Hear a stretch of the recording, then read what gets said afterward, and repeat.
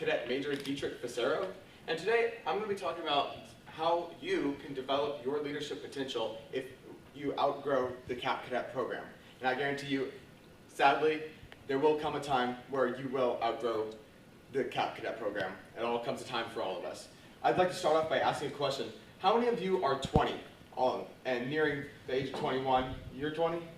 All right, so here's some, I'm going to present some options to you for when you outgrow the leadership, the CAP Cadet program, because as we all know, when you hit the age of 21, you're done, you're timed out.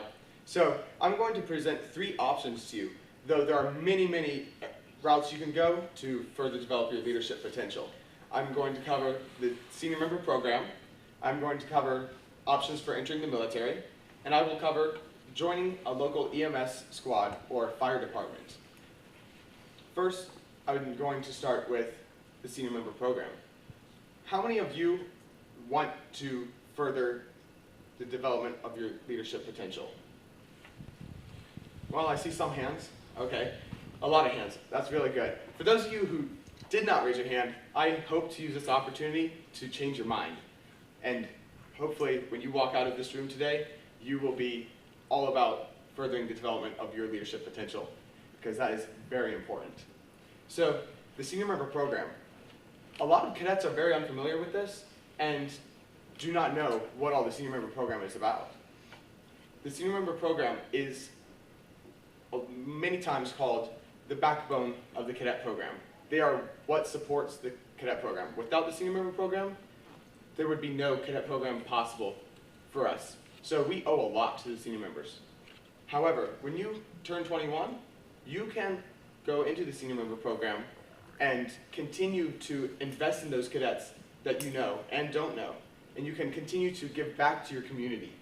You can start developing your leadership potential from the squadron level, whether that be as a commandant of cadets, an aerospace education officer, or a drug demand reduction officer. Or you can start at the executive level and work your way as the wing commander or region commander, possibly a representative to FEMA, or the Pentagon, or possibly even a government relations liaison. There are many options out there. It just depends on where your interest lies.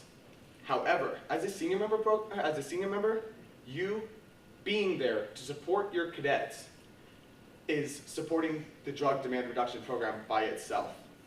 The fact that you're there committing yourself to that is encouraging those cadets to come to meetings, to get involved, to stay active, to stay out of the drugs on the streets.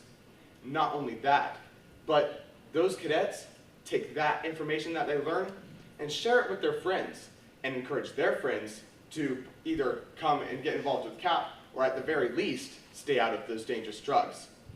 So as a senior member, you are not only influencing those who you are around, but indirectly influencing those who your cadets hang out with in their free time outside of CAP. So you are very much so, as a senior member, supporting the drug demand reduction program, and that is very important. Like I said, the senior member program is there are very many positions in which you can serve, and it just depends on where your interest lies. Next, I'm going to go into how you can enter the military and use that opportunity to further the development of your leadership potential. As a cadet officer, if you choose to enlist, as many of you know, you can get a grade advancement to the pay grade of E3 after you pass boot camp. Now, if you decide to commission or go through a ROTC program, you can still go in there and use what you've learned from CAP to put it toward your success in the military.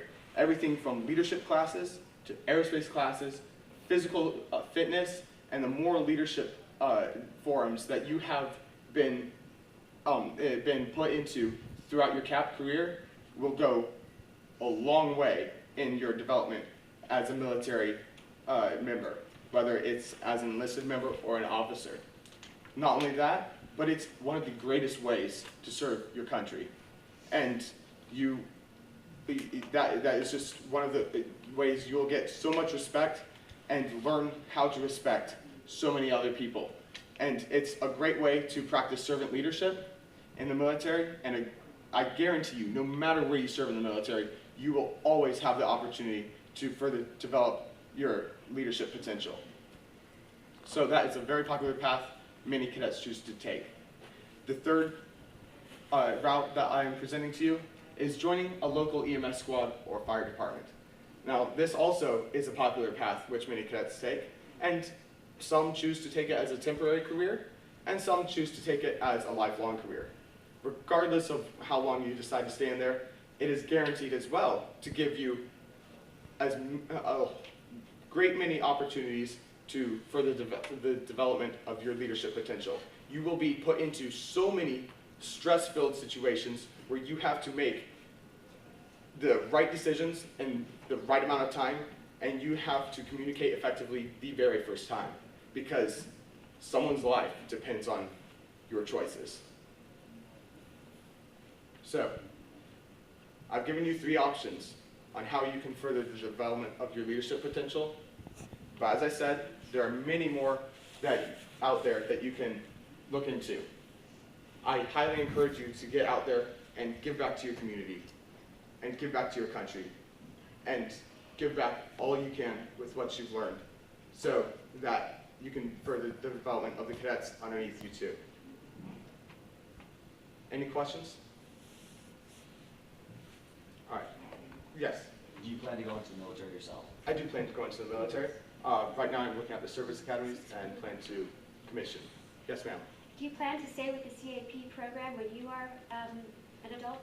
Yes, ma'am. I plan, if possible, in any way possible, to stay with the CAP program as a senior member. If I have to put my time on hold for the military, then I still plan to come back later on and get more involved. But as long as I can, I'd like to stay involved with CAP. It has taught me so much more than I've ever imagined possible.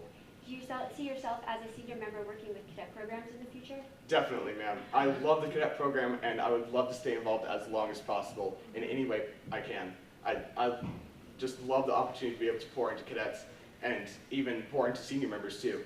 And it's an opportunity that I really feel is so special. So, yes, ma'am.